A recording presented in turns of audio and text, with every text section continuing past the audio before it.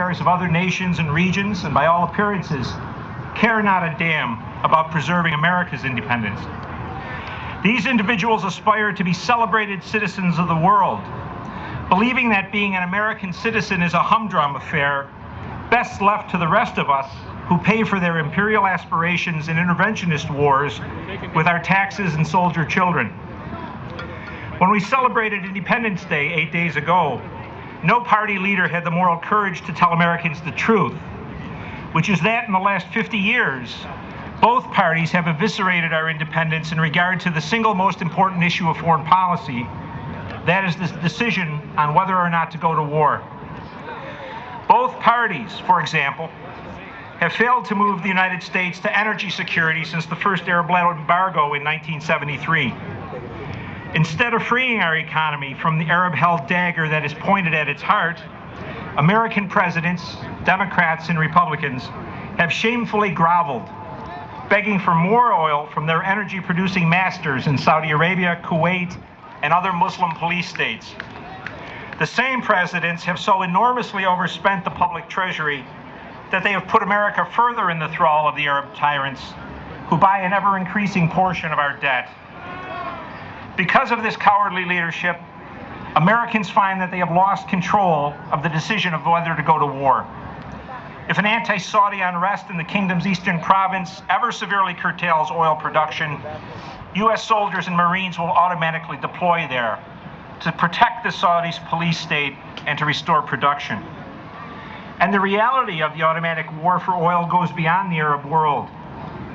By 2012, the United States will receive 20% of its crude from Africa's Niger Delta and the Gulf of Guinea. If production in that region, which is already being plagued by insurgent attacks, is ever significantly reduced, U.S. soldiers and Marines will automatically be deployed there to restore production. And if you think the insurgencies being fought today in Iraq and Afghanistan are nightmares, wait until our men and women are fighting in the Niger Delta's 27,000 square kilometers of swamp and forest. We also have lost control of the peace or war decision because our bipartisan elite has decided to involve America almost inextricably in the unending and unendable war between Arabs and Israelis.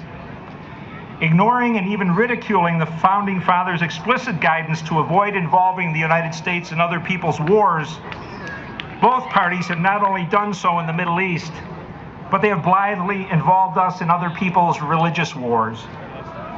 Can there be any better definition of an insane foreign policy than the one that today finds the United States not only being involved voluntarily in someone else's war, but backing both of the major antagonists in that war, Israel and Saudi Arabia?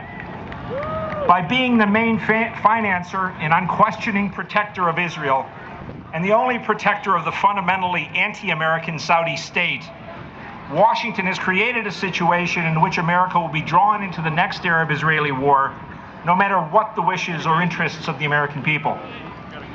Having thus all but negated the ability of the United States to abstain from wars over oil and wars between Arabs and Israelis, our political elite has completed this axis of doom for Americans by their limitless zeal for democracy crusading overseas, a perversion of what America stands for that can only lead to war and more war. Our elite's democracy crusade in Iraq has destabilized the entire region, creating new threats to oil supplies and driving up the price.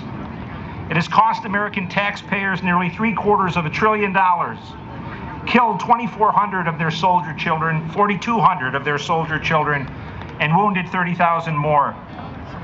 A few more such missions accomplished in the democracy-building realm will bankrupt our nation.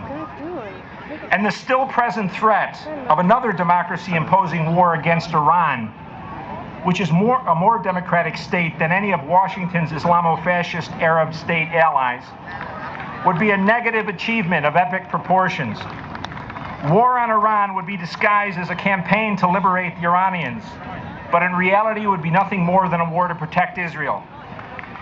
Such a war, moreover, would unite the entire Muslim world, 1.4 billion Muslims if you're counting, in a jihad against the United States.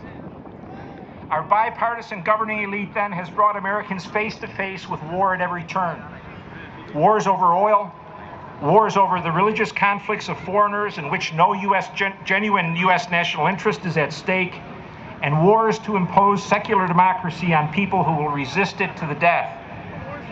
This situation is surely the antithesis of what the founders intended when they designed a constitutional system meant to limit the chance of arbitrary government that inevitably leads to tyranny.